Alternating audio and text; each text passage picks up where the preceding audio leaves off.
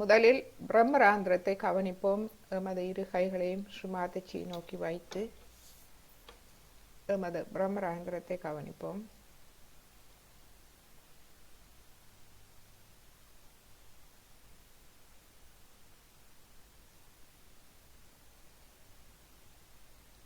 பின்பு அதற்கு கீழ் எமது இருதய பீடம்,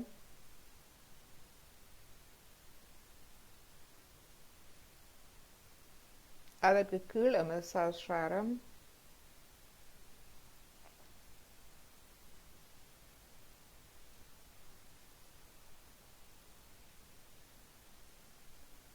பின்பு சுழுமுனை நாடி,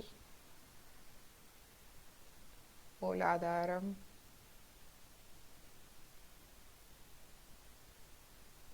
இரு கைகள், 10 விரல்கள்,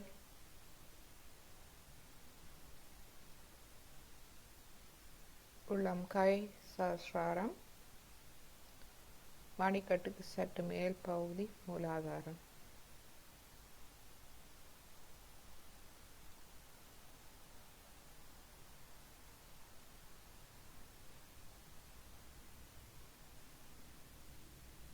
இந்த கைகளில் எமது சக்கரங்களின் முடிவிடம் நரம்புகள் மூலமாக விசுதி சக்கரத்தில் இணைக்கப்பட்டிருக்கிறது. எனவே அந்த இணைப்பில் கவனத்தை வைப்போம். விசுதி சக்கரம் மற்றும் சுழுமுனை நாடி வழியாக மெதுவாக சுவாசம் நடைபெறட்டும். இந்த கவன பயிற்சி எம்மை தியான நிலைக்கு எடுத்து செல்லும். தியான நிலை என்றால் எமது அனைத்து எண்ணங்களையும் அமைதியடைய செய்துவிடும்.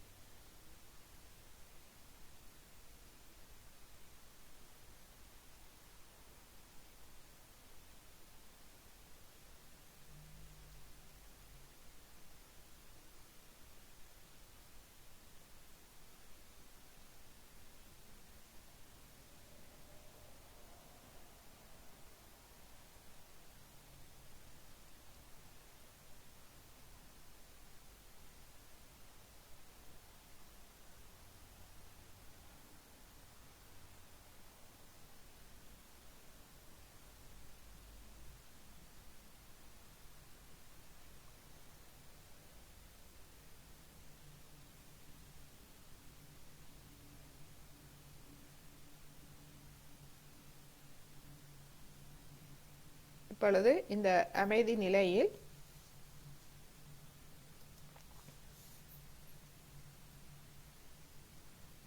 நமது மூலாதாரத்தை சிறிது கவனிப்போம்.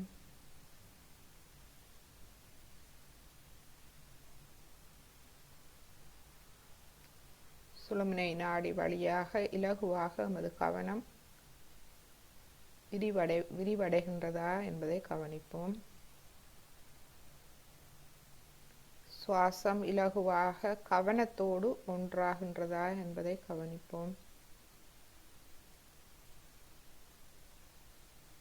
மற்றும் தலை உச்சிக்கு மேல் ஒரு 2 அங்குல உயரத்தில் கவனத்தை நாம் கவனிப்போம்.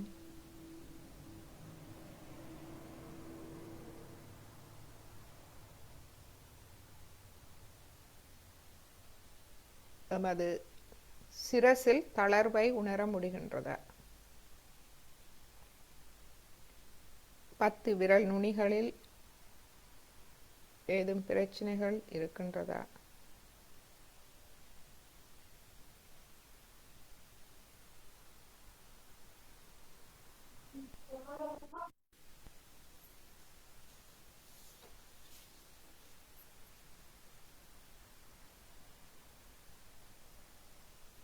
எமது ஆரம்ப வகுப்பில்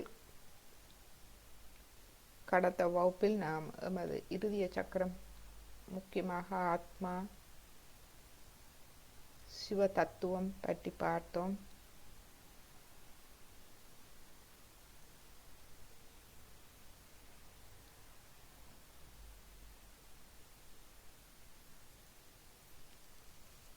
இன்று எமது நடு இருதயம் பற்றி பார்ப்போம். இது எமக்கு தன் நம்பிக்கை, இறை நம்பிக்கையால் பாதுகாப்புணர்வை தரும் சக்தி மையம்.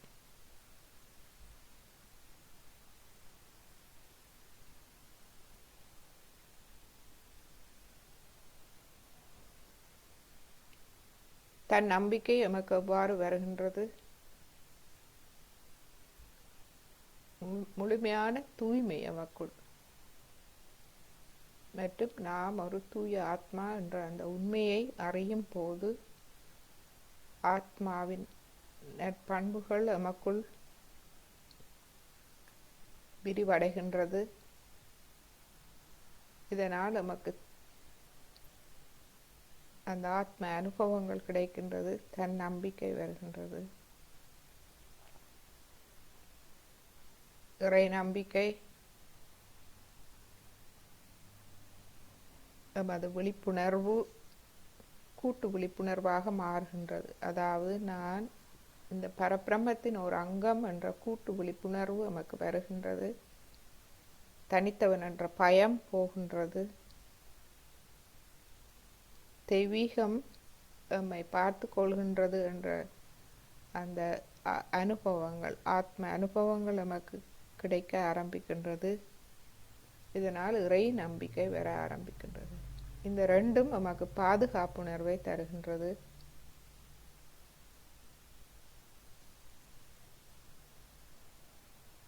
இந்த பாதுகாப்புணர்வை தரும் தெய்வீக சக்தி எமது நடு இருதயத்தில் இருக்கின்றது.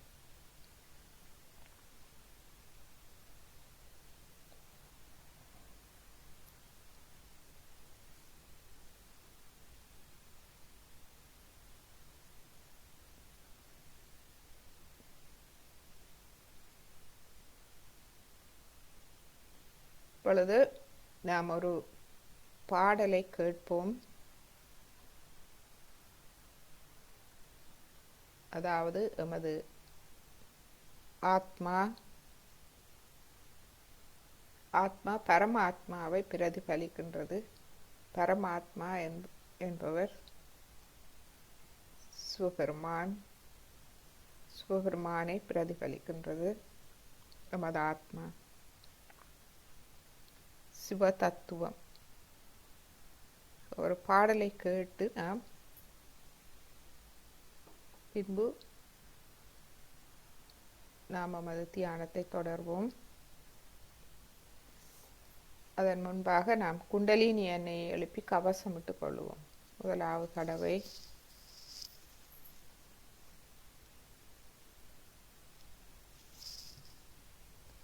இரண்டாவது தடவை,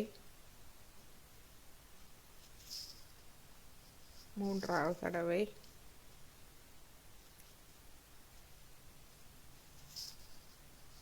கவசம் மூலாதாரம், சுவாதிஷ்டானம், நாபி பவசாகரம், இருதயம், விஷுதி, ஆக்யா, சஹஸ்ரா.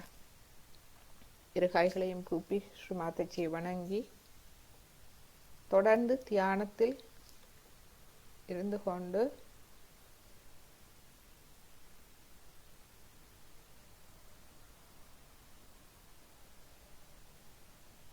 இந்த பாடலை நாம் கேட்போம்.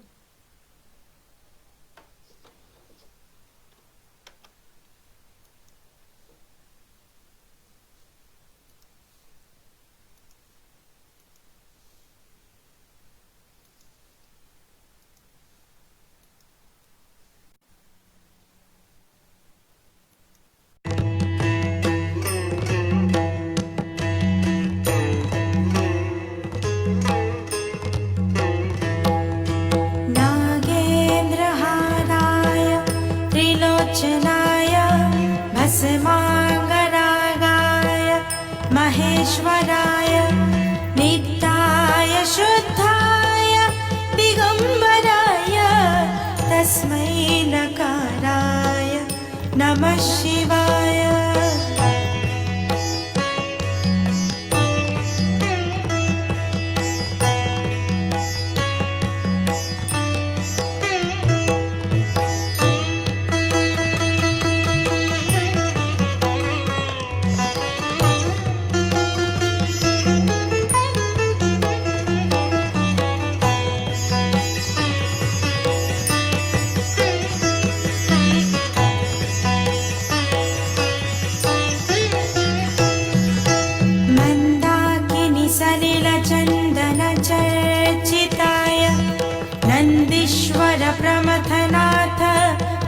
महेश्वराय मन्दारपुष्प बहुपुष्प सुपूजिताय तस्मै मकाराय नमः शिवाय।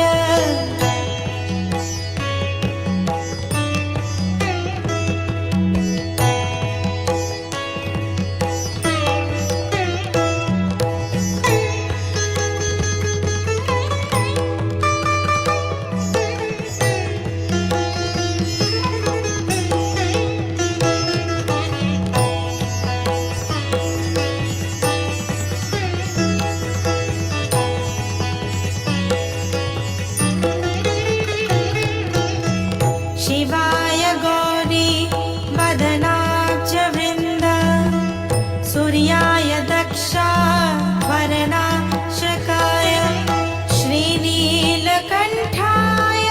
वृषध्वजाय तस्मै शिकाराय नमः शिवाय।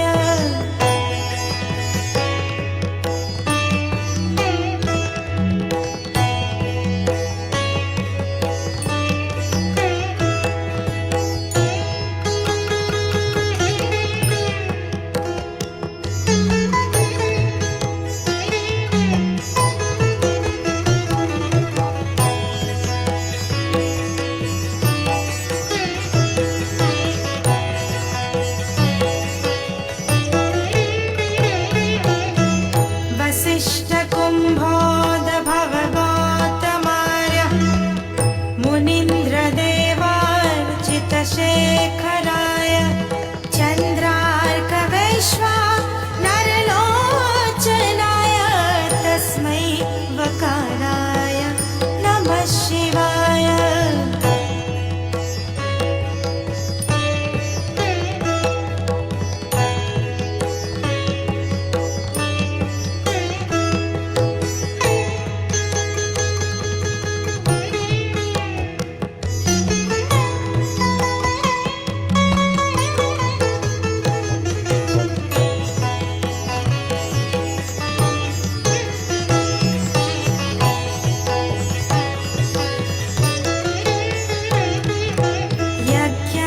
यज्ञस्वरूपाय जटाधराय पिनाकहस्ताय सनातनाय दिव्याय देवाय दिगम्बराय तस्मै यकाराय नमः शिवाय।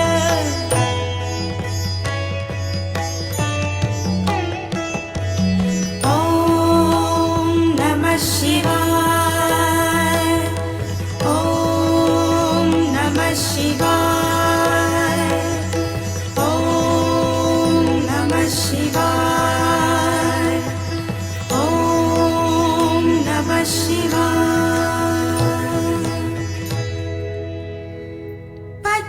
पञ्चाक्षरमिदं पुण्यं यः पठेत शिवसन्निधौ शिवलोकमवाप्नोति शिवेन सह मोदते।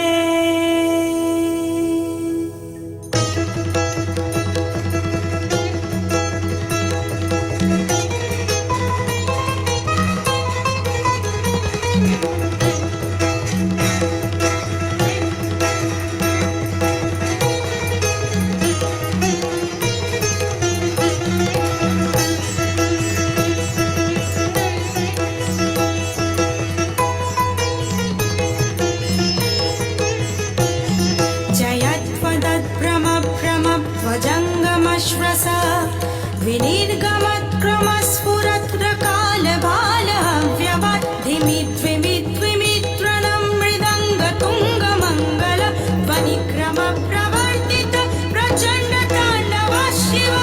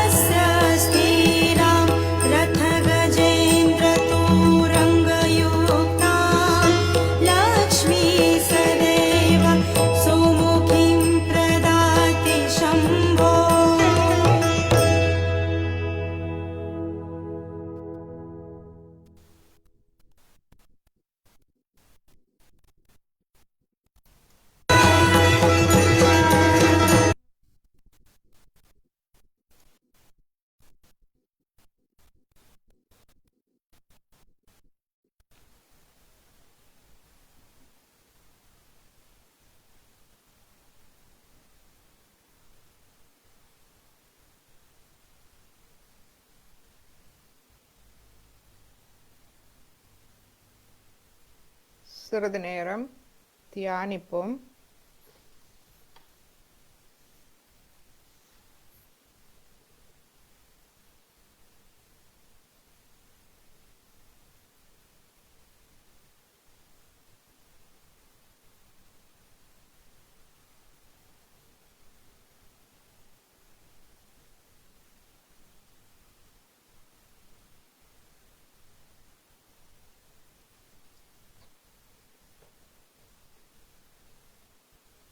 சிவபெருமானுடைய களத்தில் நாகப்பாம்பு இருக்கின்றது. இந்த நாகப்பாம்பு சிறப்பு என்னவென்றால்,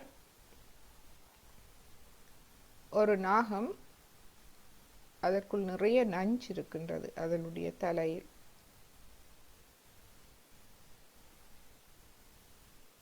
எந்த நாகம் தனது வாழ்வில் பொறுமையாக இருந்து அந்த நஞ்சை பயன்படுத்தாது தனக்குள் அடக்கி வைத்திருக்கின்றதோ, பொறுமையாக எந்த ஒரு சந்தர்ப்பத்திலும் அதை பயன்படுத்தாது அடக்கி வைக்கும் போது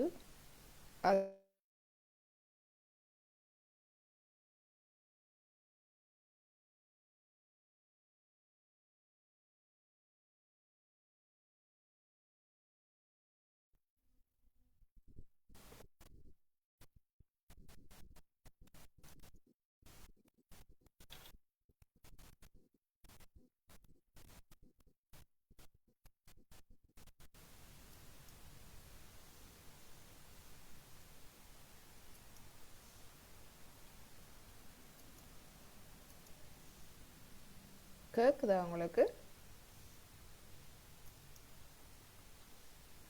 கேட்கல. இப்ப இப்ப கதைச்சா கேட்டது கேக்குதோண்டு கேட்டது கேக்குது. இந்த கட்டா போட்டு கிணது நின்றுட்டுது. பாட்டு கேட்கலையா? பாட்டு கேட்ட எல்லாம் கேட்டது. இப்ப நிப்பாட்டி போட்டு இந்த சொல்லி கொண்டு இருந்து அந்த பாம்புன்ற கதை அதுல நின்றுட்டுது அப்படியே. Okay okay. ஸோ பாம்பு, அந்த நாகப்பாம்புன்ற சிறப்பு என்னன்னு சொன்னால், அதோட நின்றுட்டுது. Okay okay. சிறப்பு என்னன்னு சொன்னால், இந்த ஒரு நாகப்பாம்பு சிறு வயதிலிருந்தே அதனுடைய நஞ்சு தலையில் இருக்கிறது. அந்த நஞ்சை எந்த சந்தர்ப்பத்திலும் பயன்படுத்தாது பொறுமையாக அதை தனக்குள் அடக்கி வச்சிருக்கும் போது, அது முதுமை அடையும் போது அந்த நாகப்பாம்புக்கு கண் தெரியாமல் வருகின்றது. அந்த நேரம் இந்த நஞ்சு முழுவதும் விலை மதிக்க முடியாத ஒரு மாணிக்கமாக மாறுகின்றது, மாணிக்க கல்லாக. ஸோ தனக்கு இருட்டில் கண் தெரியாத நேரம் இந்த மாணிக்க கல்லை கக்கி வைத்து அது அது வந்து அந்த ஒளி வந்து மிகவும் மிகவும் கூடிய ஒரு ஒளியை தரக்கூடியது. அந்த ஒளியில் தனது இரையை தேடிக்கொள்ளுமா. ஸோ இவ்வளவு ஒரு தத்துவம். அதுபோல் நாமும் நமக்குள் இருக்கும்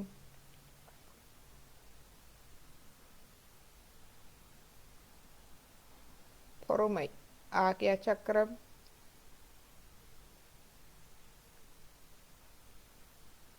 சிவபெருமானுடைய ஒரு பெயர் ஸ்ரீ ஷமா க்ஷேத்ரா. அதாவது மன்னிப்பு,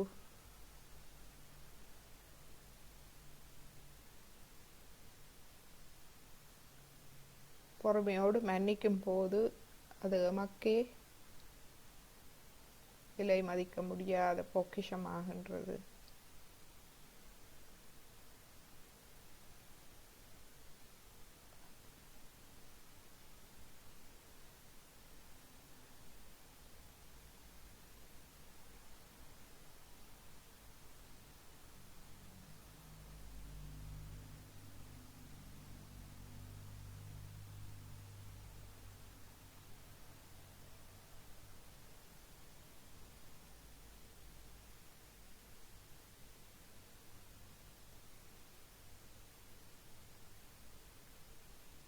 எம்மை முழுமையாக வெளிப்படுத்துவோம். எமது பிரம்மராந்திரம் இருதய பீடம், சஹஸ்ராரம், இருதயம், நமது நாடி நரம்புகள், சக்கரங்கள் அனைத்தையும் ஸ்ரீ மாதாஜிக்கு நாம் வெளிப்படுத்துவோம். இரு கைகளிலும் நாம் நுண் அதிர்வுகளை உணர முடிகின்றதா என்று கவனிப்போம். நமது இடது நாடியை சிறிது தூய்மைப்படுத்துவோம். இடது கை மடியில், வலது கை பூமியை நோக்கி. ஸ்ரீ மாதாஜி, எனது ஆத்மாக்கு எதிரான அனைத்தையும் என்னிடமிருந்து எடுத்து விடுங்கள். கடந்த கால பாதிப்புகள், கடந்த காலத்தின் பிழையான வாழ்க்கை, பிழையான ஞானம், அறிவு, தேவையில்லாத புத்தகங்கள் வாசித்ததால் பெற்ற அறிவு, பிழையான பழக்க வழக்கங்கள், மூட நம்பிக்கைகள், சமய மனக்கட்டுப்பாடுகள், இவை அனைத்தையும் என்னிடமிருந்து முழுமையாக எடுத்து அகற்றி விடுங்கள் தாயே. உங்கள் அருளால் நான் ஒரு தூய ஆத்மா. எனது கவனம் எப்பொழுதும் எனது கவனத்தில் இருக்கட்டும். எனது செய்கைகள், எனது வாழ்வில் ஒவ்வொரு அம்சமும் என்னை எனது ஆத்மாவை நோக்கி எடுத்து செல்வதாக இருக்கட்டும்.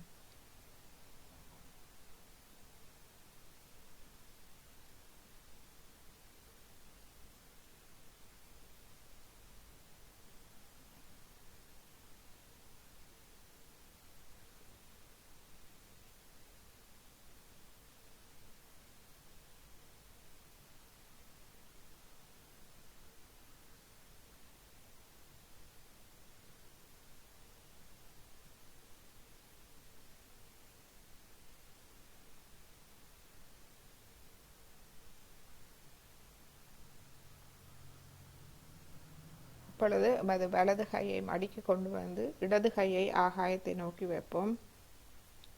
நமது வலது நாடியை சமநிலைப்படுத்துவோம். ஸ்ரீ மாதாஜி, எனது வலது நாடியை சமநிலைப்படுத்தி தாருங்கள் தாயே.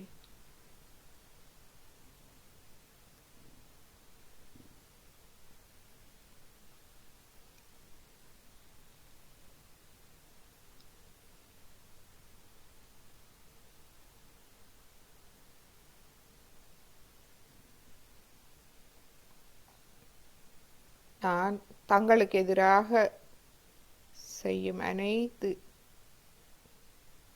செயல்களையும் மன்னித்து விடுங்கள் தாயே.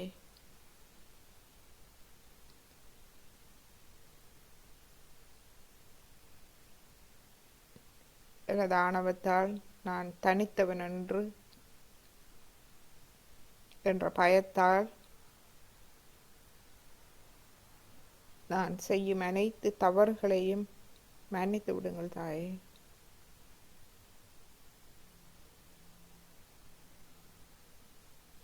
உங்கள் அருளால்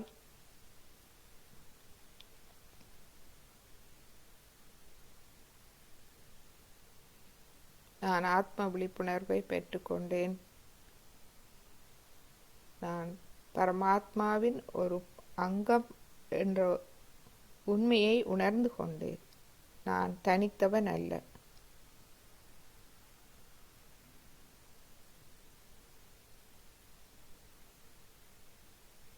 நான் பரமாத்மாவின் ஒரு அங்கம்.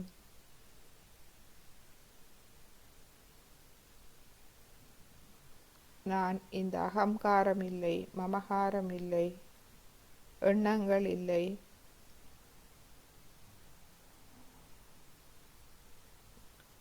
நான் சச்சித் ஆனந்தம்.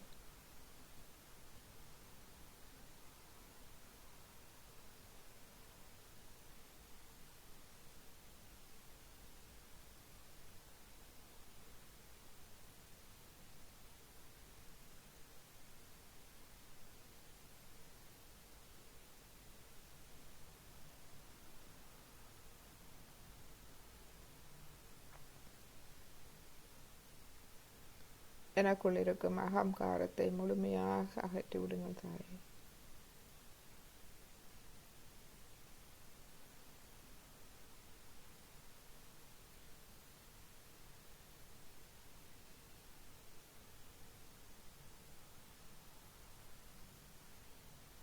இப்பொழுது இடது கையை மடக்கி கொண்டு வருவோம். நடு நாடி ஸ்ரீ மாதாஜி என்னை நிகழ்காலத்தில் இருக்க செய்யுங்கள்.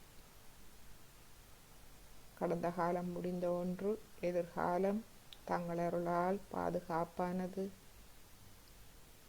என்னை நிகழ்காலத்தில் இருக்க செய்யுங்கள். எனக்கு தன் நம்பிக்கை, இறை நம்பிக்கையை தந்து, அந்த பாதுகாப்புணர்வை தந்து என்னை தங்களோடு நிகழ்காலத்தில் இருக்க செய்யுங்கள். எனது கவனம் தங்களில் இருக்க செய்யுங்கள் எப்பொழுதும். ஸ்ரீ மாதாஜி, உங்களுடைய அன்பு அனைவருக்கும் பொதுவானது. தன்னலம் இல்லாத அந்த அன்பு, அந்த அன்பை நான் உணரச் செய்யுங்கள்.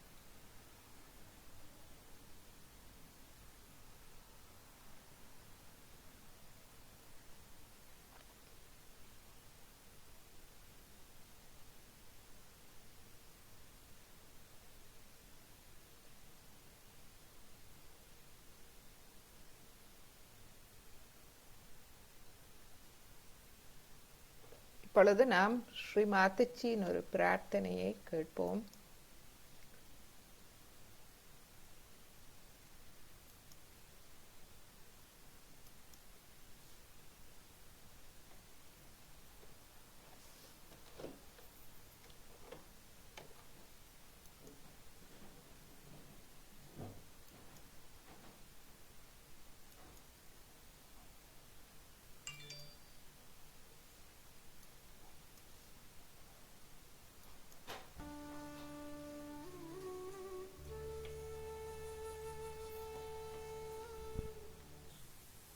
Today is the day when the Virgin Gauri sat down to worship Shiva. She made a Shivalinga and was sitting and putting her sindoor on that. That you look after this, which is the mark of my union with you. I leave it to you to look after to Shiva. You look after this. I surrendered for this. That's how the Gauri, your Kundalini, surrenders to the spirit. Now you look after this connection. I forget everything else. I leave it into your hands. Lift me up. You raise me up. I forget all that was me before. Everything I have dropped out. No other desire. But just lift me higher and higher. Make me yourself. The rest of it is not important. All other manifestations of these desires are over. Now I am absolutely surrendered to you, my spirit. Lift me higher and higher. Higher and higher. Away from all the things that were not the spirit. Make me complete spirit. Full spirit. Forget all that was there. That elevation, that ascent becomes a fast, quick trip. A very fast ascent. Just you can do it if you try at this moment. And every moment to give up all that was not the spirit. Anything that goes against the spirit must be given up, and that is what is the pure desire. That's what it is, the Kundalini is the Virgin. Is to be absolutely one with the spirit. All the rest has no meaning.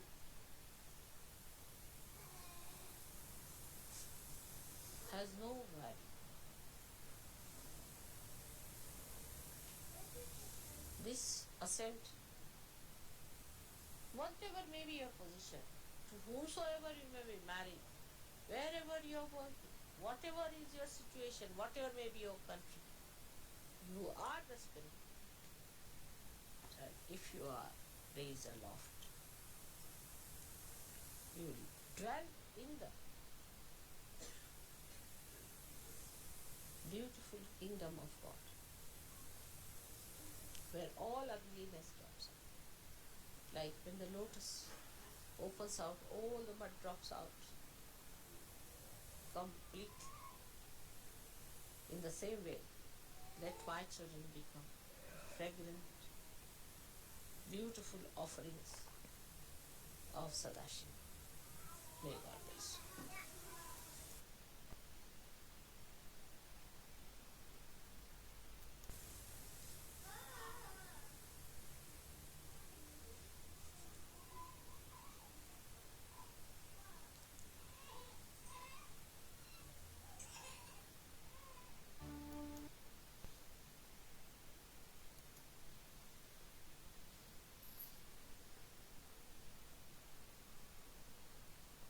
சிறிது நேரம் தியானிப்போம். ஆத்மாக்கு எதிரானவை அனைத்தும் எமது வாழ்வில் கைவிடப்பட வேண்டும்.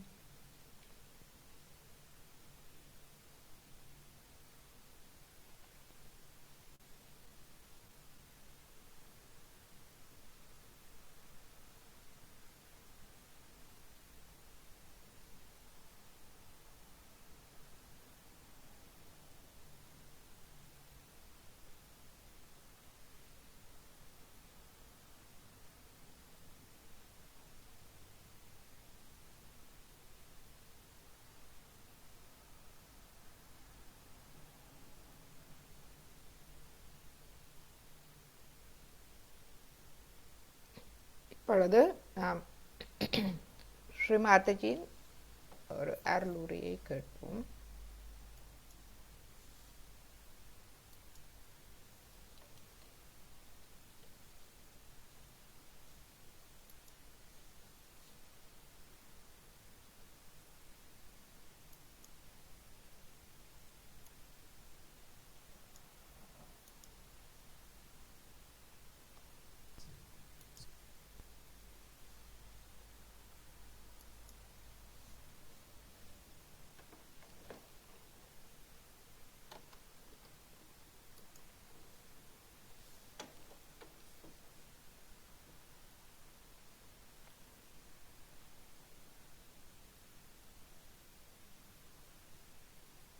இது எமது நடு இருதயம் பற்றியது. எமக்கு பாதுகாப்பு உணர்வு நாம் எமது உலகத் தாயின் அந்த தெய்வீகத்தின் அன்பை உணர்வதால் ஏற்படுகின்றது. அந்த அன்பு அனைவருக்கும், அனைத்து உயிர்களுக்கும், இந்த பிரபஞ்சம் அனைத்துக்கும் சமனாக பாய்ந்து கொண்டிருக்கின்றது.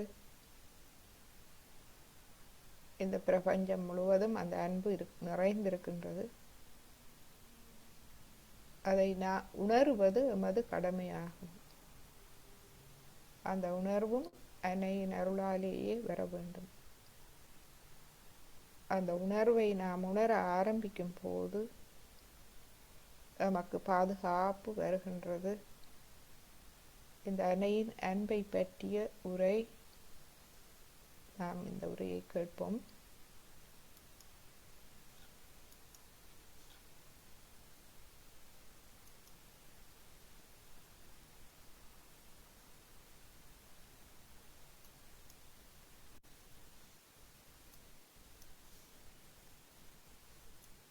So like when you are very small, your mother looks after you. In the same way, this Mahakali looks after you. Then the Mahasaraswati power comes in, and she educates you, she gives you other ideas of knowledge, this, that.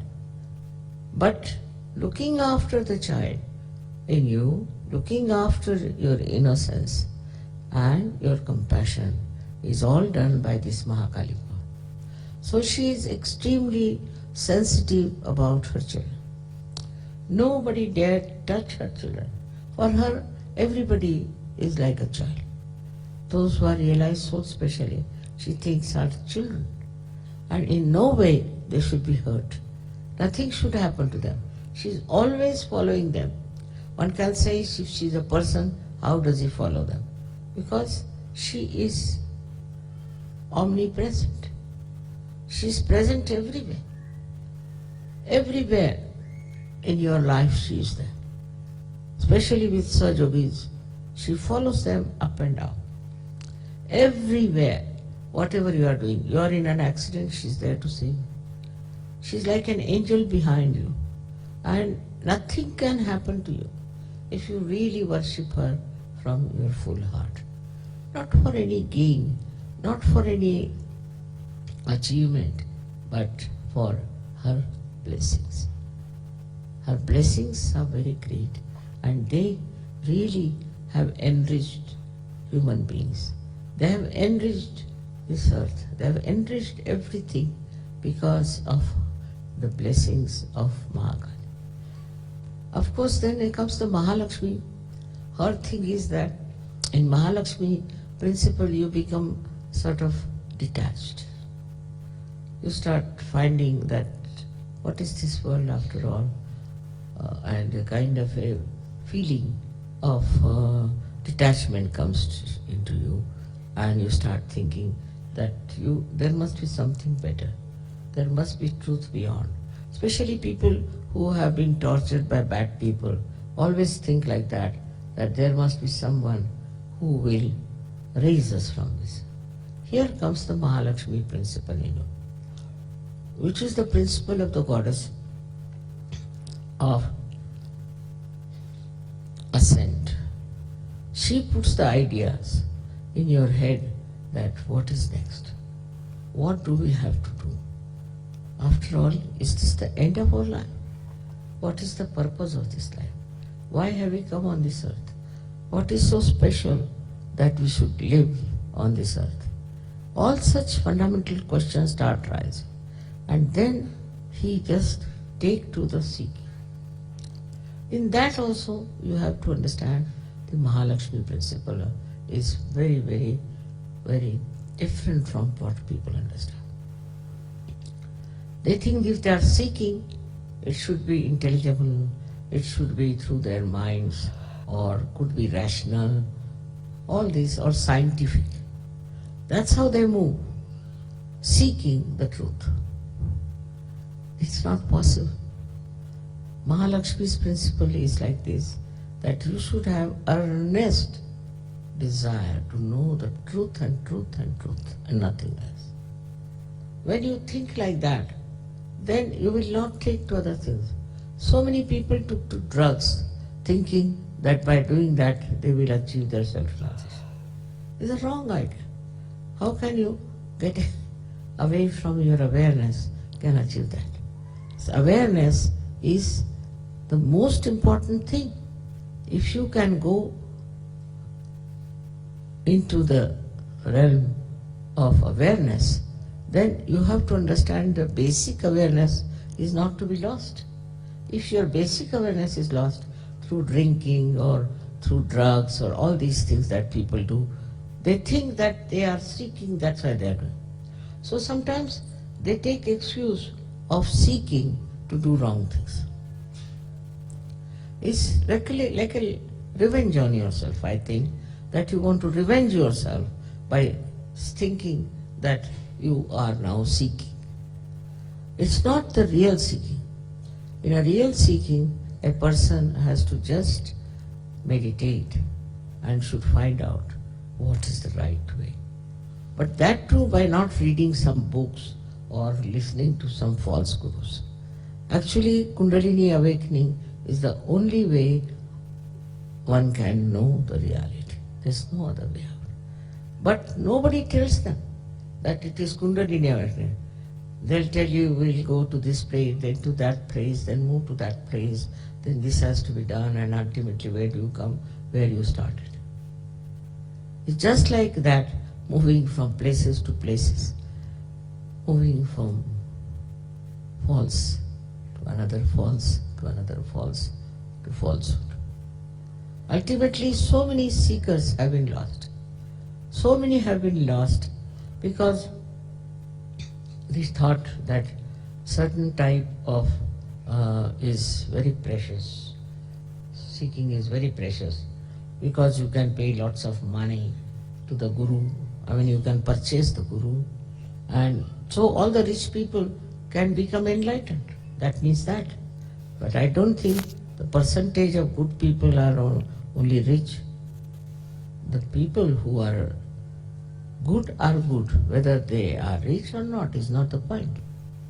But such people try to gather around a person because I think there's a subtle ego of their money, that we can afford to buy this, buy that. Once I was in America and there was one lady who came to see me, and she didn't know that I was a spiritual person. So she said, now there's a very good guru who has come to America. I said, really, what does he do? He said, there's a sale on. I said, really? You can pay him half the amount. He can give you his blessings, all right. Then next week she said, now the sale has come to 1/4. If you pay the 1/4 amount, then he will give the full knowledge. I said, how can he reciprocal? It's not proportionate. I said, when you are giving half, he was giving you half. When you are giving 1/4, he is giving full. That's the thing, he said. He is very magnanimous, you see. That's the point. I said, for all such people who think they can purchase truth, they cannot achieve it. You cannot purchase it. You cannot pay for your Kundalini awakening. No. Nor you should take any payment for that. Self-realization is absolutely the divine grace. And you cannot take money for that. You cannot sell it. It's not so cheap to be sold. If you understand that, then the Mahalakshmi power works. And Mahalakshmi power is really meant for people who are genuine seekers, who are really seeking genuinely. It acts and works so well that they achieve a kind of a very, very spontaneous realization. This spontaneous realization, you all have got it. You don't have to go to Himalayas, you don't have to do anything like that. All those things are over, you have done it. In your previous lives, you must have done it. Now you don't have to do anything. You are getting it just sitting down here. Wherever you are in the whole world, you can get it. And it is spreading very fast. Now it's also the duty of Sahaja-yogis to spread Sahaja Yoga. So it's best is always ask her to help you on individual basis, on a national basis, maybe on a collective basis, or maybe on a global basis. That's what she exists everywhere. She is globally available. Anywhere you may be having any color, any race, any nation, anything. But she exists within you all the time, and to worship her and to awaken her is only your due that you have to do. If she is awakened within you, you will be a humble person. You will see what mistakes you have been committing, and you will feel bad about it. You will not feel guilty, but you will feel bad that I will never do such a thing. I have done very great wrong. And then you will try to correct it. All this works out very well when you are pure in your heart. Your heart should be pure. If your heart is not pure, if you are doing Sahaja Yoga to have some competition with others or with some sort of material achievements, it will not work.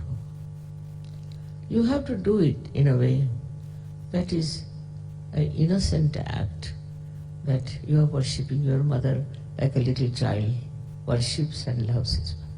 It's a very simple relationship which all of us have felt. How we should love our mother and how we should be under her guidance and under her protection. That is something very simple you have known in your childhood, and that childhood has to come back in you if you really worship the mother. May God bless you.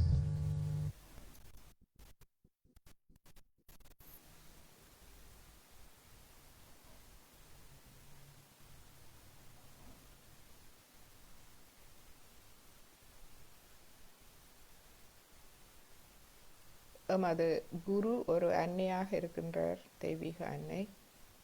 அந்த அன்னைக்கும் எமக்கும் இடையிலான தொடர்பு ஸ்ரீ மாதாஜி அழகாக விளங்கப்படுத்தினார். ஒரு தாய்க்கும் குழந்தைக்கும் உள்ள தொடர்பு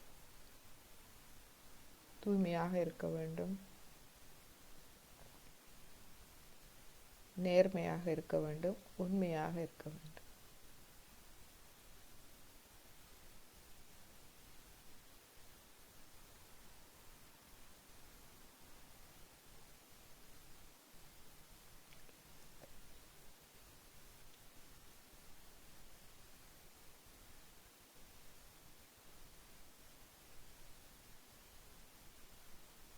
ஒரு அன்னை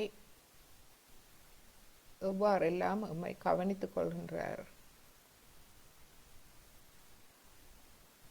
என்பதை நாம் தேவி சுகத்தம் மூலமாக நன்கு அறியலாம்.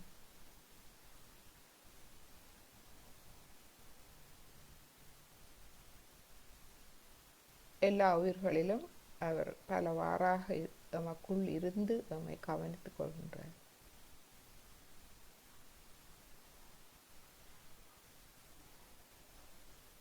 எனவே இப்பொழுது நாம் அந்த தேவி சுகதத்தை கேட்போம். அன்னை எவ்வாறாக நமக்குள் இருந்து நம்மை கவனித்துக் கொள்கின்றார் என்பதை நாம் கேட்போம்.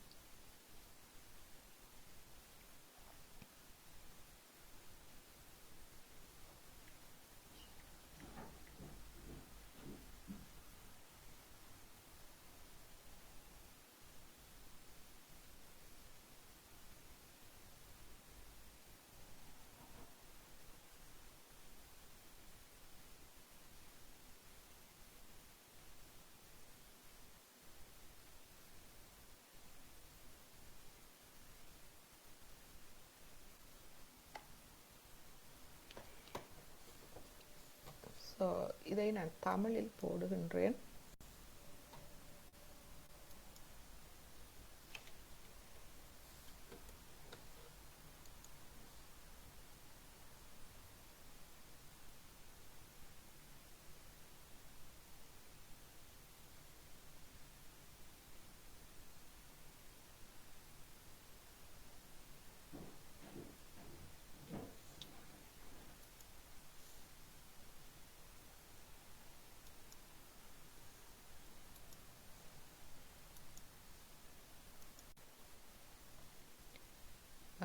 நான் இப்பொழுது போடுகின்றேன். கேட்கின்றதா தாருங்க. கேட்காவிட்டால் எனக்கு அறிய தாருங்க. நவராத்திரி 2ஆம் நாளான இன்று நாம் தேவி சுக்தம் பாராயணம் செய்ய வேண்டும். தேவி சுக்தத்தின் தமிழ் அர்த்தத்தை இப்பொழுது நான் கூறுகிறேன். தேவிக்கு நமஸ்காரம், மகாதேவிக்கு நமஸ்காரம், சுப வடிவினளுக்கு என்றென்றும் நமஸ்காரம், பிரகிருதிக்கு நமஸ்காரம். அந்த மங்கள ஸ்வரூபிணியை நாங்கள் வணக்க ஒடுக்கத்துடன் வழிபடுகிறோம். பயங்கர வடிவினல் ஆகிய அவளுக்கு நமஸ்காரம், நித்தியமானவளுக்கு நமஸ்காரம், கௌரியும் உலகத்தை தாங்குபவளுமான அவளுக்கு மீண்டும் மீண்டும் நமஸ்காரம். ஒளி வடிவினலும் சந்திரபிரபை போன்றவளும் இன்ப வடிவினலும் ஆகிய அவளுக்கு நமஸ்காரம். சரணடைந்தோர்க்கு எல்லா நலன்களும் தானே ஆகியவளுக்கும் வளர்ச்சியும் வெற்றியும் ஆகியவளுக்கும் மீண்டும் மீண்டும் நமஸ்காரம். அரசர்க்கு அலக்ஷ்மியையும் லக்ஷ்மியும் ஆகும் சிவபத்தினிக்கு மீண்டும் மீண்டும் நமஸ்காரம். கஷ்டங்களை கடத்து வைக்கும் துர்க்கையாகவும் அனைத்தின் சாரமாகவும் அனைத்தையும் ஆக்குபவளாகவும் கியாதி வடிவினலாகவும் கரிய வடிவினல் ஆகவும் புகை வடிவினல் ஆகவும் உள்ளவளுக்கும் என்றென்றும் நமஸ்காரம். இனிய வடிவினல் ஆகவும் பயங்கர வடிவினல் ஆகவும் உள்ள அவளுக்கு மீண்டும் மீண்டும் நமஸ்காரம். ஜகத்தின் ஆதாரமாயும் இயக்கமாயும் உள்ள தேவிக்கு மீண்டும் மீண்டும் நமஸ்காரம். எல்லா உயிர்களிடத்தும் எந்த தேவி விஷ்ணுமாயே என கூறப்பட்டுள்ளாளோ அவளுக்கு நமஸ்காரம், நமஸ்காரம், நமஸ்காரம்.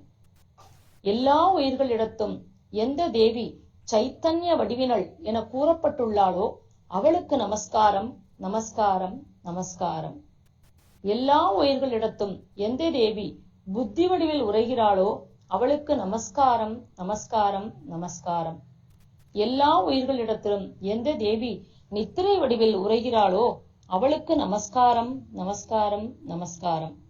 எல்லா உயிர்களிடத்தும் எந்த தேவி பசி வடிவில் உரைகின்றாளோ அவளுக்கு நமஸ்காரம், நமஸ்காரம், நமஸ்காரம்.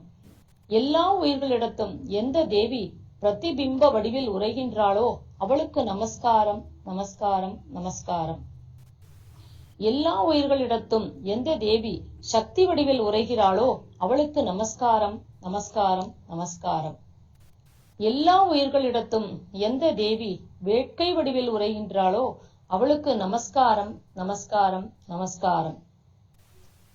எல்லா உயிர்களிடத்தும் எந்த தேவி பொறுமை வடிவில் உரைகின்றாளோ அவளுக்கு நமஸ்காரம், நமஸ்காரம், நமஸ்காரம். எல்லா உயிர்களிடத்தும் எந்த தேவி ஜாதி வடிவில் உரைகின்றாளோ அவளுக்கு நமஸ்காரம், நமஸ்காரம், நமஸ்காரம். எல்லா உயிர்களிடத்தும் எந்த தேவி வெட்க வடிவில் உரைகிறாளோ அவளுக்கு நமஸ்காரம், நமஸ்காரம், நமஸ்காரம். எல்லா உயிர்களிடத்தும் எந்த தேவி சாந்தி வடிவில் உரைகின்றாளோ அவளுக்கு நமஸ்காரம், நமஸ்காரம், நமஸ்காரம். எல்லா உயிர்களிடத்தும் எந்த தேவி ஸ்ரத்தை வடிவில் உரைகின்றாளோ அவளுக்கு நமஸ்காரம், நமஸ்காரம், நமஸ்காரம். எல்லா உயிர்களிடத்தும் எந்த தேவி காந்தி வடிவில் உரைகிறாளோ அவளுக்கு நமஸ்காரம், நமஸ்காரம், நமஸ்காரம். எல்லா உயிர்களிடத்தும் எந்த தேவி செல்வ வடிவில் உரைகின்றாளோ அவளுக்கு நமஸ்காரம், நமஸ்காரம், நமஸ்காரம். எல்லா உயிர்களிடத்தும் எந்த தேவி ஜீவனோபாய வடிவில் உரைகின்றாளோ அவளுக்கு நமஸ்காரம், நமஸ்காரம், நமஸ்காரம். எல்லா உயிர்களிடத்தும் எந்த தேவி ஞாபக வடிவில் உரைகின்றாளோ அவளுக்கு நமஸ்காரம், நமஸ்காரம், நமஸ்காரம். எல்லா உயிர்களிடத்தும் எந்த தேவி தயை வடிவில் உரைகின்றாளோ அவளுக்கு நமஸ்காரம், நமஸ்காரம், நமஸ்காரம். எல்லா உயிர்களிடத்தும் எந்த தேவி திருப்தி வடிவில் உரைகின்றாளோ அவளுக்கு நமஸ்காரம், நமஸ்காரம், நமஸ்காரம். எல்லா உயிர்களிடத்தும் எந்த தேவி தாய் வடிவில் உரைகின்றாளோ அவளுக்கு நமஸ்காரம், நமஸ்காரம், நமஸ்காரம். எல்லா உயிர்களிடத்தும் எந்த தேவி பிராந்தி வடிவில் உரைகின்றாளோ அவளுக்கு நமஸ்காரம், நமஸ்காரம், நமஸ்காரம். எல்லா உயிர்களிடத்தும் எந்த தேவி இந்திரியங்களை ஆள்பவளாக எங்கும் எல்லா பொருள்களிடத்தும் வியாபித்து நிற்கின்றாளோ அந்த தேவிக்கு மீண்டும் மீண்டும் நமஸ்காரம். இவ்வுலகனைத்தும் எவள் சைத்தன்ய வடிவில் வியாபித்து நிற்கின்றாளோ அவளுக்கு நமஸ்காரம், நமஸ்காரம், நமஸ்காரம்.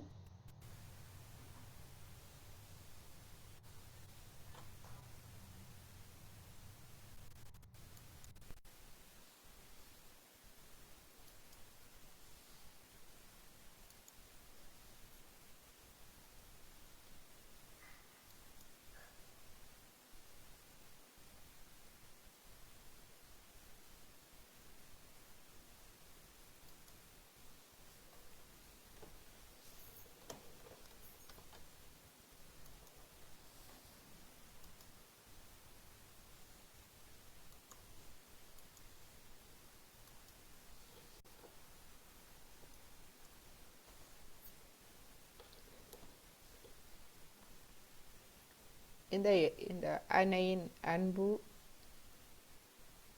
எவ்வளவு வடிவமாக எமக்குள் இருந்து எம்மை ஒவ்வொரு நாளும் வளம்படுத்துகின்றது, வழிகாட்டுகின்றது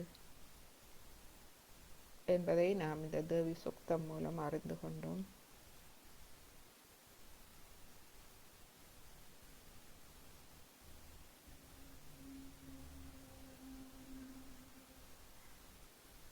ஒரு சிறிது நேரம் அமைதியான தியானத்தில் இருப்போம்.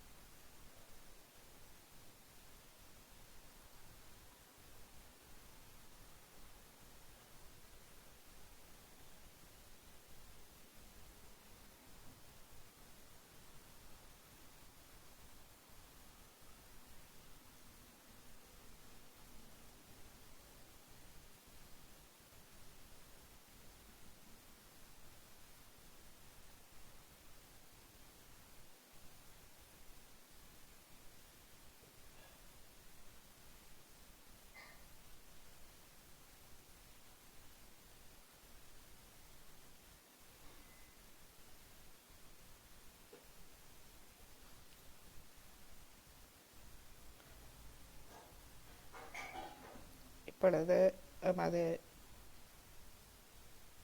தெய்வீக தாய், தெய்வீக குரு ஸ்ரீமாதஜி அவர்களுக்கு எமது இதயபூர்வமான கோடானு கோடி அனந்த கோடி நன்றிகளை தெரிவிப்போம்.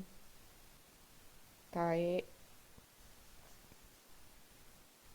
நமக்கு இந்த உலகில் அறிவை தந்து, அதாவது நமக்கு உள்ளுக்குள்ளும் அறிவு, வெளி அறிவு இரண்டையும் தந்து எம்மை வழிநடத்தி எம்மை பாதுகாத்து செல்வதற்கு நமது சிரம் தாழ்த்தி இதயபூர்வமான அனந்த கோடி நன்றிகளை தெரிவிக்கின்றோம் தாயே. இப்பொழுது குண்டலினி அன்னையை எழுப்பி கவசமிட்டு இன்றைய தியானத்தை நாம் முடித்துக் கொள்வோம். முதலாவது தடவை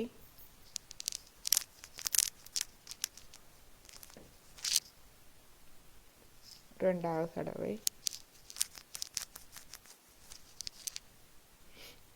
மூன்றாவது தடவை